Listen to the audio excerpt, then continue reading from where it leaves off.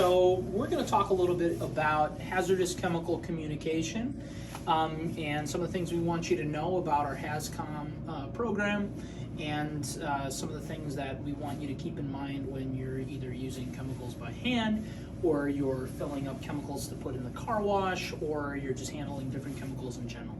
So the first thing I want you to know is that any chemical that we're going to be asking you to apply by hand, meaning it's going to come out of a bottle like this, or it's going to be in a spray bottle like this, and you're using your hands to actually physically apply it to a vehicle, is going to be pretty mild. Some of the harshest stuff we use here is probably like this Windex, or maybe like a Goo Gone solution or something like that. So when it comes to hazardous chemicals and being smart and safe around them, the biggest thing is use common sense. Chemicals are not like squirt guns to like spray your coworkers with. Don't drink the window cleaner, stuff like that. It's pretty common sense stuff. However, if you do have sensitive skin or you get a chemical on you, the first thing that you need to know is, number one, don't panic. Nothing here is super harsh, especially things that you're using. But you might want to talk to your manager about it. Let's say you do spill some window cleaner on yourself or something. Just a good idea to rinse it off with soap and water and clean the area really well. Talk to your manager about it if you have any concerns. But chemicals that we're using in the car wash are very safe, or rather using by hand in the car wash are very safe. The biggest concern would be damaging a car or not using a chemical effectively or using the wrong chemical. So that's why labeling chemicals is really important. So I have 3 examples here. Here's a label that we made. So we have labels that we make that we'll put on a chemical that kind of explains what it is. Some instructions about using the product. Another thing that you can do to kind of determine what a chemical is, just another fail-safe, is look at the color and the consistency of the chemical. So this is blue. I can see it's a little foamy, and it's pretty liquidy, kind of like water, and it's labeled cleaner, so you know what? I know that this is window cleaner, right? Any chemicals that we get from other vendors are probably going to have their own label as well. So this is very cherry carnauba wax. Something that's really interesting about all the cook chemicals that we use is if you look on the back, there is kind of a description, and then there are very detailed directions on how to use the chemical. You also see there's an SDS sheet right on the side, and then poison controls on the side too. I don't know what you would do to negate calling or to instigate calling poison control with this, but it's on the side of some of these vendors' bottles. Sometimes we don't have any label that we print or that gets put on, so we just write with Sharpie marker what it is. So this is tire shine. So if you see, this is kind of like a pink color. You can kind of see the consistency here, and it's labeled tire shine, so we know exactly what it is. But if you look, these 2 chemicals are pretty close in color, and sometimes we'll take a chemical and put it in a bottle that looks like this. So very cherry wax might get put in a bottle that looks like that. And because they're the same color and similar consistency, it's really important that any chemical that you use is labeled. So if this is labeled tire shine, all right, I know this is tire shine, but if this didn't have a label on it, this could be very cherry wax, this could be tire shine. So it's best to just find a bottle that's labeled. Go take this bottle, bring it to your manager, and they'll determine what chemical is in it, and they'll label it. So it's always a good idea to never assume when you're using different chemicals on vehicles. You should also be trained on how to use each chemical in the car wash. Never try to experiment with different chemicals and things like that, because, again, the chances of you damaging a vehicle go up when you use things that you haven't been trained on doing. So that's some of the chemicals that you're using by hand in the car wash. Again, very safe. But there are some chemicals in the car wash that can hurt you. And so that would be some of the concentrated solutions we use to clean vehicles in the car wash. So if we go in our back room here, you see all these jugs of chemicals everywhere. So they kind of look like this. They come in a 1-gallon container. Again, they're labeled.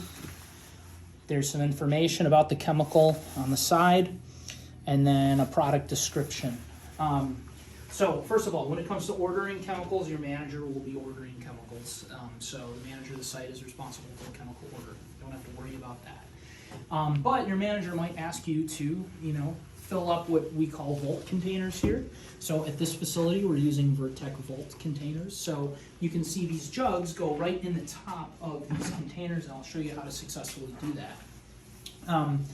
One thing that is to mention, whether you're using chemicals by hand or you're loading these, we always provide safety gloves, or I'm sorry, rubber disposable gloves, safety goggles, N95 masks, and also hearing protection in a PPE kit at the finishing end of the car wash. So you can always use that to help kind of protect your skin or yourself when you're working around different chemicals if you're concerned. But these chemicals are in really high concentrated form. So 1 gallon of chemical might clean over 100 cars. So because of that, if you get it on your skin, your hand isn't going to fall off, or you're not going to melt, but you could get a chemical burn. So it's important that when you're handling this stuff, you're doing it safely and you're doing it properly. So if we're going to be topping off a chemical, like let's say our low pH here, you can see on these vault containers there's a level. We're at 9 gallons. The container will hold up to 10 gallons. I don't really want you guys going past the 9 gallon mark, but just for demonstration, I'll show you, and I'll put a 10th gallon in this container. So we can take the old low pH gallon off the top of the container and toss that in the garbage, and then we'll grab a new one. And if you notice, the label is the same color, and then it also says low pH and VT 1070, and the label will match the label here. Some of these chemicals are over $100 a gallon. So if you put the wrong chemical in the wrong container, you can ruin over 10 gallons worth of chemistry. So you can do the math on that. Thousands of dollars of chemistry in each one of these containers. So it's really important that you pay attention to where each chemical is going. And if you look, some of the chemical labels are the same color, but they're different chemicals. So, for instance, foam detergent and ceramic high foam are both purple. They both have the word foam in them, but they are 2 different chemicals. Same thing with prep soap and drying agent. They're similar colors. Ceramic protectant and carnauba wax are similar colors. So you have to pay attention to the words as well as the color of the label. But to safely put a gallon of chemical in a container, you can take the top of this off, and there's going to be a foam or foil seal here. That seal stays on the gallon jug. You don't remove this, you leave this on. And we can toss the cap out of the way. In the top of the jug, there's going to be a little like spear in there that kind of pierces that foam. So you just line up the handle with the slot, put it on, push down. That's it. So it's very safe. You don't have to touch any of the chemistry or anything like that.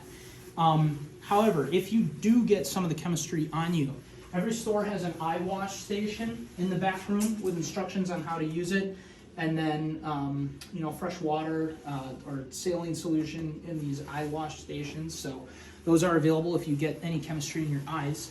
However, if you get chemistry on your skin, same kind of protocol as using some of the other chemicals. Soap and water, clean the area, tell your manager. Really, as long as the chemical isn't staying on your skin for a long period of time, you're going to be just fine. You're going to be able to rinse it off and you won't even know anything got on you. So it's not a big deal, but it's something that you definitely need to pay attention to. The one thing that can kind of bite you, so to speak, with chemical is, let's say you spilled some chemical on your pants or on your shoe, and now your clothing is saturated with that chemical and you're at work for the next 4 hours. Having the clothing saturated with that chemical, making contact with your skin over time, can cause a chemical burn. So if you do ever get a chemical on your clothing, you definitely want to make sure that you remove that article of clothing as soon as you can. So going home, getting changed, and then coming back to work, or changing into a spare pair of clothes or something like that, or getting a new work shirt or something from your manager during a work day might be a necessity if you get some chemistry on you. But again, don't panic. Soap and water, tell your manager. Really not a big deal. We deal with these chemicals every single day. There's nothing in here that's going to seriously harm you.